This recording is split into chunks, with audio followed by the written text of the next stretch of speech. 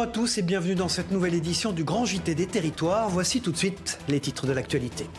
La question du port de l'uniforme à l'école revient régulièrement en cette période de rentrée scolaire. En Martinique, la question ne se pose plus depuis longtemps. La rédaction de Via ATV a posé la question aux intéressés et c'est surprenant, vous verrez. Nous le constatons tous, à la pompe, le carburant reste cher. L'annonce par l'État de la fin des aides aux professionnels fait craindre le pire aux pêcheurs de l'Orient. Ils ont été rencontrés par les équipes de TB Sud dans un instant. En Champagne, la récolte du raisin a dû être réalisée à marche forcée face à des aléas climatiques qui auraient pu être préjudiciables à la qualité du futur nectar. La rédaction de Canal 32 a pu goûter les premiers jus. La qualité est finalement au rendez-vous, vous verrez. Historiquement, la ville de Nîmes a occupé une place stratégique dans l'histoire de l'Empire romain. Après de longues démarches, sa célèbre maison carrée est enfin inscrite au patrimoine mondial de l'humanité par l'UNESCO. Un moment d'émotion partagé avec nos partenaires de Via Occitanie. Revenons tout d'abord dans ce journal sur la visite historique du pape à Marseille samedi dernier. Si Audreyne et Régis Anouilh n'ont pu se rendre dans la cité phocéenne pour assister à la messe du pape François, ce couple de vignerons d'Ambierle dans le nord de la Loire a tout de même vécu un week-end de félicité. Car c'est un de leurs vins de la côte rouennaise que le pape a porté à ses lèvres lors de la messe au stade Vélodrome. Céline Ercilia les a rencontrés pour TL7, regardez. Donc nous sommes sur la parcelle d'une vigne de 50 ans. Vous voyez, on l'amène, il y a de l'enherbement naturel, il y a beaucoup d'herbes, il y a beaucoup de choses qui poussent dans nos vignes. C'est sur cette petite parcelle de vigne qu'a été récolté le raisin de la cuvée 2020, le millésime Laudato Si, qui sera servi sur la table du pape lors de son dîner privé à Marseille. Un peu avant, c'est un vin blanc du domaine qui sera consacré lors de la messe. Des vins donnés gracieusement par ce couple de vignerons reconvertis. Un changement de vie qu'ils doivent aussi au discours du pape sur l'écologie intégrale. Et la réponse a été positive. À notre grande surprise, ça s'est fait très simplement. Il nous a dit banco. Voilà. Et donc, c'est vrai que c'est une grande joie parce que j'imagine que pour des vignerons catholiques, c'est un peu l'apogée de voir votre vin porté sur l'autel. Régis et Audreyne Anouilh travaillent leur terre sans intervention mécanique. Une viticulture qui est, comme ils le disent, l'expression de la vie dans leur sol. Le vin n'est pas seulement un breuvage, mais tout un symbole de leur foi. Ce n'est pas que du jus de raisin fermenté, c'est quelque chose de beaucoup, c'est une symbolique qui est extrêmement forte. Le raisin, pour devenir vin, il doit mourir à lui-même. Il doit mourir pour se transformer en vin, pour ressusciter, renaître en vin. Et cette symbolique, effectivement, de la mort et de la renaissance, en tant que chrétien, que catholique, vous comprenez qu'elle peut nous tenir à cœur.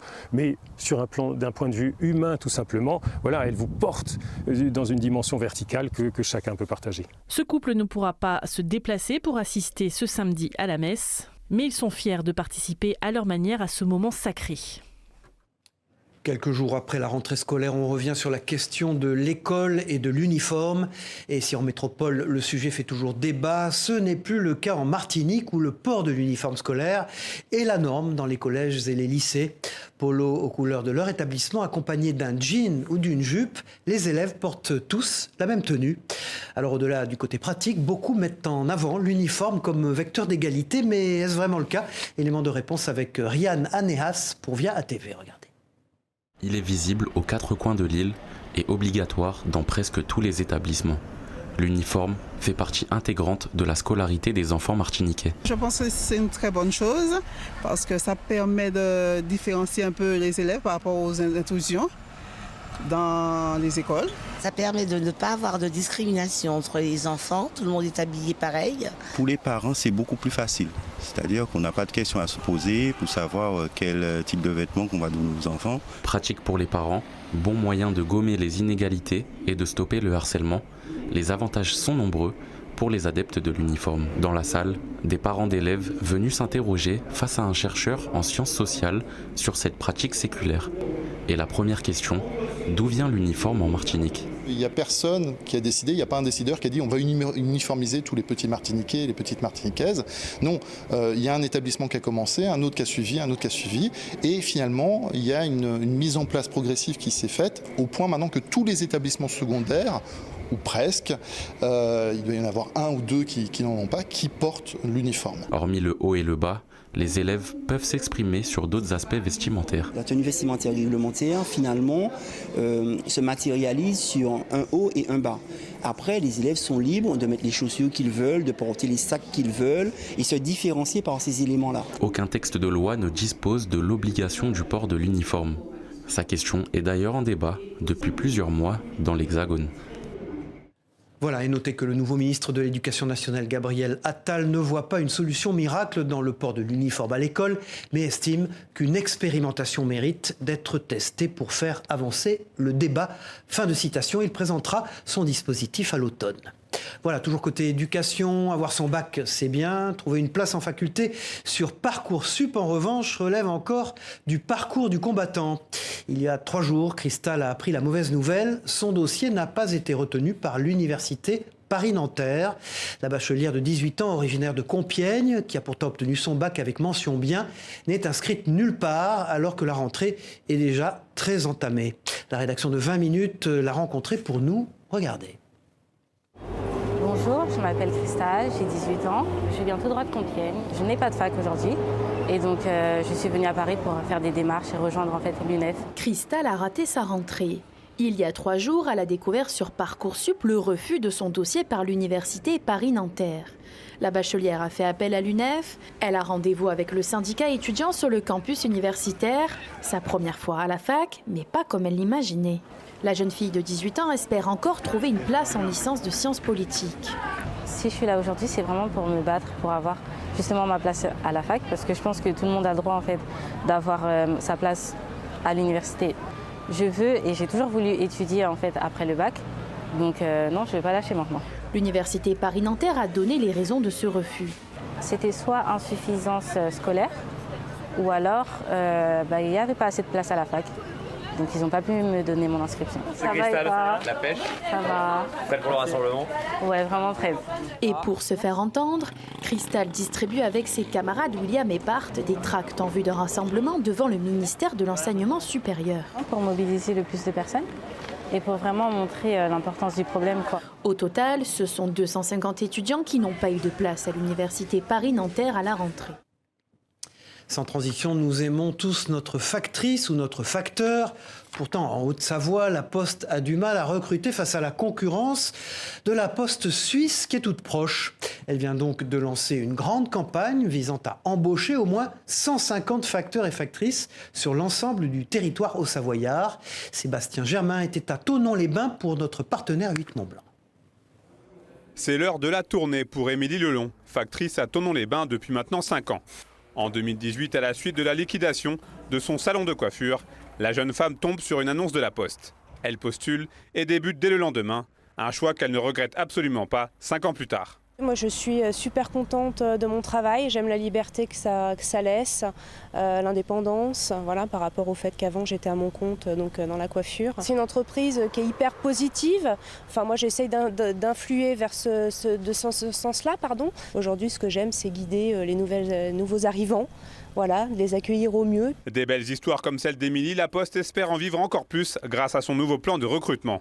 Aujourd'hui, 730 facteurs et factrices officient en Haute-Savoie.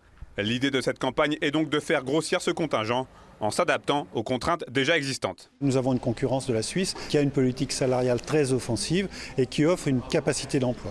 Nous avons aussi, comme toutes les entreprises autour du lac Léman, nous sommes confrontés à un taux de chômage en fait qui est très faible, 5,2% alors que le national est à 7,2%. Et puis nous avons aussi sur ces 2 dernières années connu une augmentation très significative du nombre d'emplois proposés. Cela crée un turnover important et donc pour nous, nous avons un besoin, comme toutes les entreprises, qui s'est développé en fait. Le Chablais, à travers la plateforme de courrier-colis de Thonon-les-Bains, est donc une des 6 zones prioritaires de ce plan de recrutement.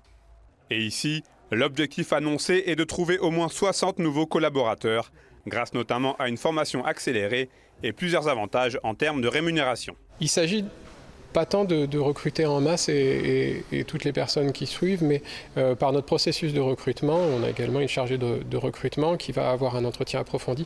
C'est de trouver la personne qui a le projet qui correspond à l'emploi qu'on propose et éviter d'avoir quelqu'un qui va partir dans 1 an, dans 2 ans, etc.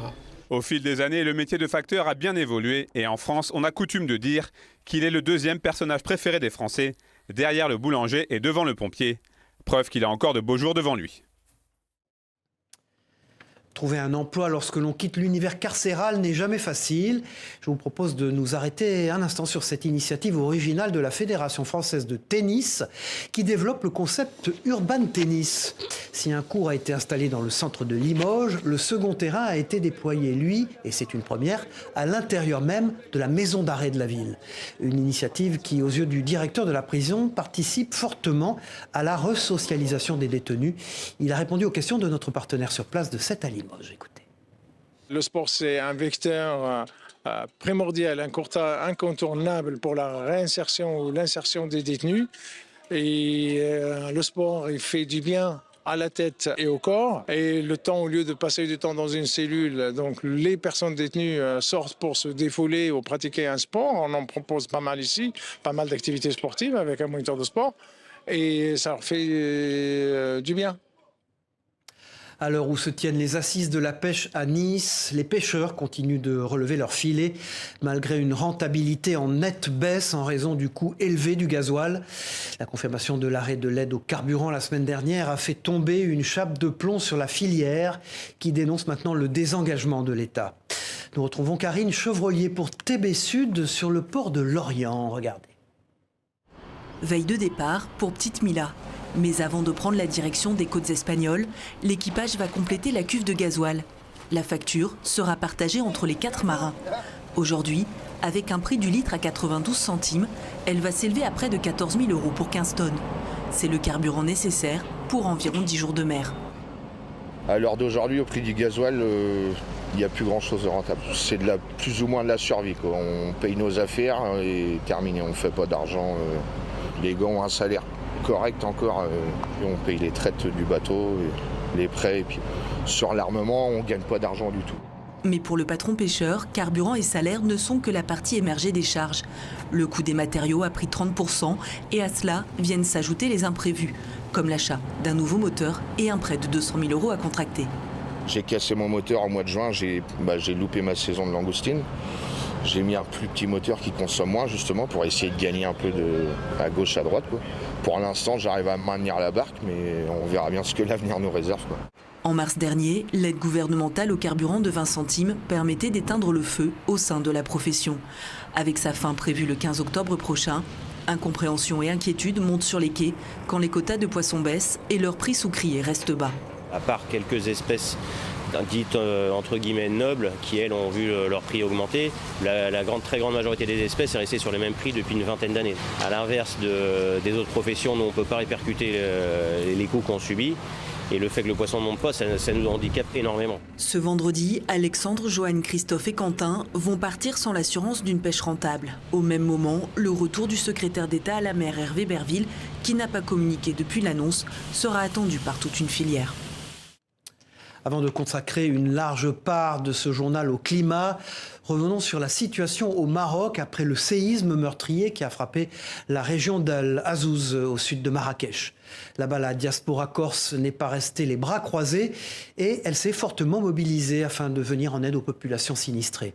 Initiée par Johan Pérez, originaire de Corté et restaurateur à Marrakech, la mobilisation permet chaque jour d'envoyer une dizaine de camions chargés de produits de première nécessité dans les endroits les plus inaccessibles de la région. Un reportage de la chaîne corse Télépaésé sur place, regardez. Sur un parking d'un grand distributeur de Marrakech, 7 camions attendent les chargements. Des produits alimentaires, des légumes, des tentes destinées aux habitants des régions sinistrées.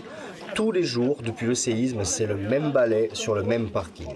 Parmi les bénévoles des Corses installés à Marrakech, l'association de bienfaiteurs est née de l'urgence de la situation et du besoin de structurer les aides.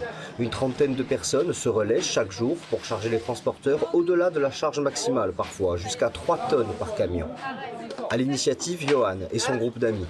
Solidaire vis-à-vis de ce pays qui l'a accueilli, pour lui, ne rien faire n'est pas une option. On attend 500 matelas également. On ramène des groupes électrogènes, des projecteurs solaires pour les gens qui n'ont pas encore d'électricité. Dans un futur proche, on va leur mettre également des sanitaires et des WC.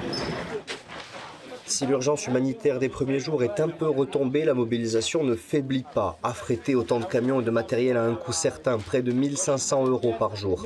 Sans compter les achats de vivres et d'équipements. En tout, l'association a déjà déboursé près de 200 000 €.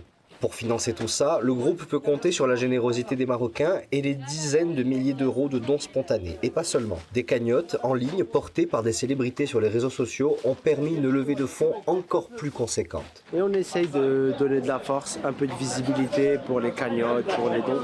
De France, j'ai fait des cagnottes pour récolter un peu d'argent. Et ça va, ça a bien marché, c'est cool. En fin de matinée, les camions sont remplis, pris en photo et c'est le moment du briefing avant le départ. Aujourd'hui, il y a 7 positions qui sont définies, claires, nettes et précises. Les zones sinistrées sont situées à une centaine de kilomètres autour de Marrakech. Une longue route nous attend direction le sud. S'il fallait encore le démontrer, l'une des qualités requises dans l'agriculture, c'est bien la réactivité. À Ville-sur-Ars, en Champagne, la coopérative a dû effectuer ses vendanges en 13 jours seulement, en raison notamment des conditions météo. Mais au final, la récolte s'annonce excellente. Notre partenaire Canal 32 était dans les vignes cette semaine et il y a goûté, regardez. Chassenet d'Ars a pressuré les derniers raisins de ses 130 adhérents ce mercredi.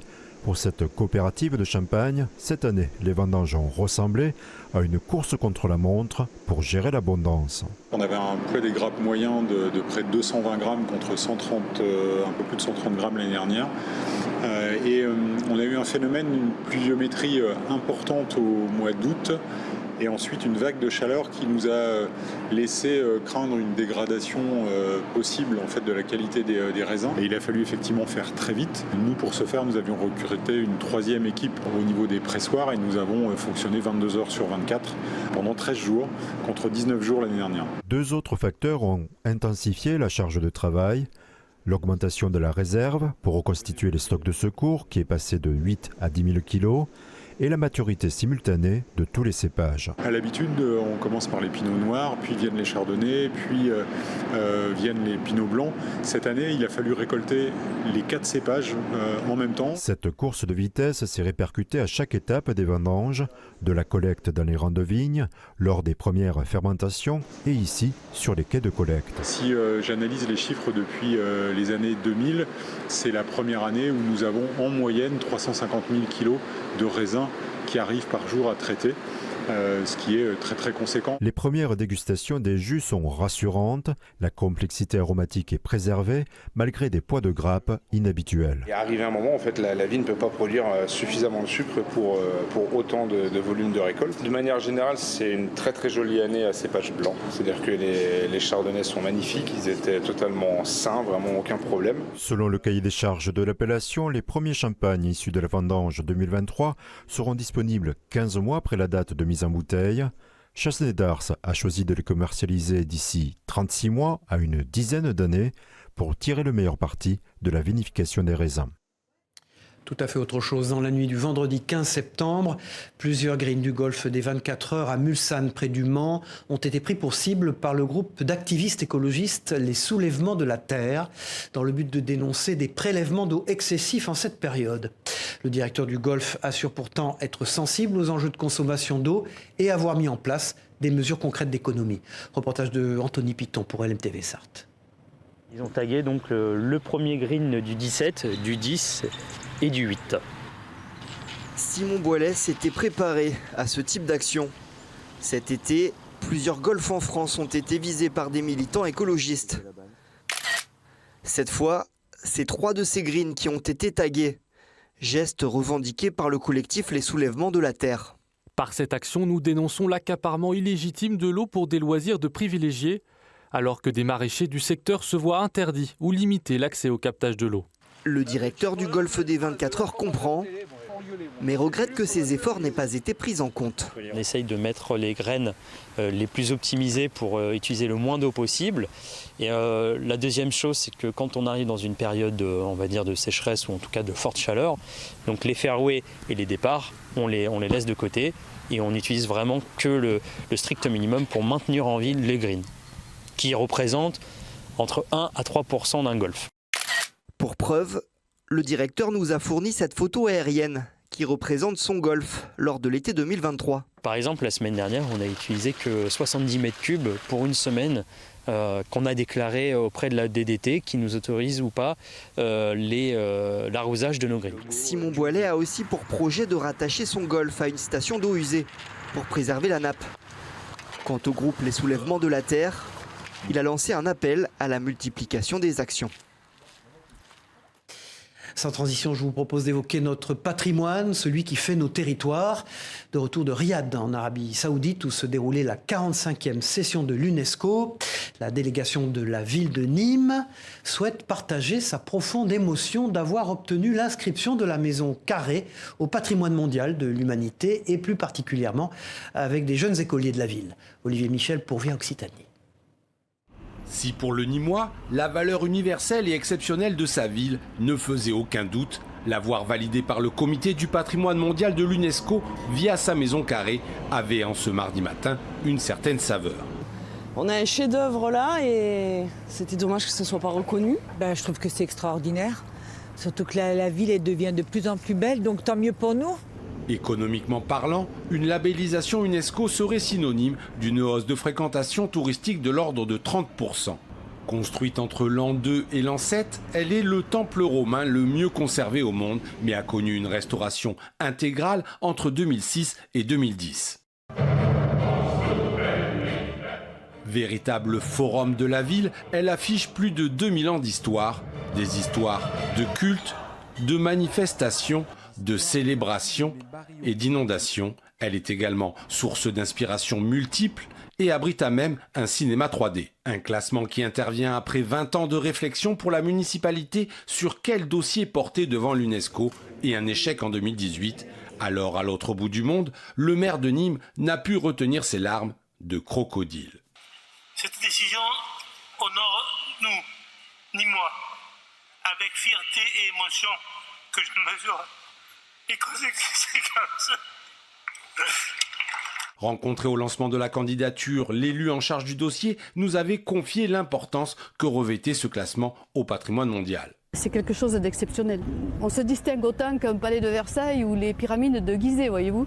On est vraiment sur cette liste du patrimoine mondial. La Maison Carrée devient le 51e bien culturel français à obtenir la labellisation UNESCO. L'Occitanie en compte 9, comme la cité de Carcassonne, l'Écosse et Cévennes ou encore le pont du Gard. Et puis, autre bonne nouvelle, le mémorial de Thiepval, au lieu du tourisme de mémoire dans la Somme, figure désormais dans la liste des monuments classés patrimoine mondial de l'UNESCO. Au-delà du devoir de mémoire, cette inscription devrait aussi relancer la fréquentation touristique de ces sites d'exception. Jérôme Moubron pour EO TV.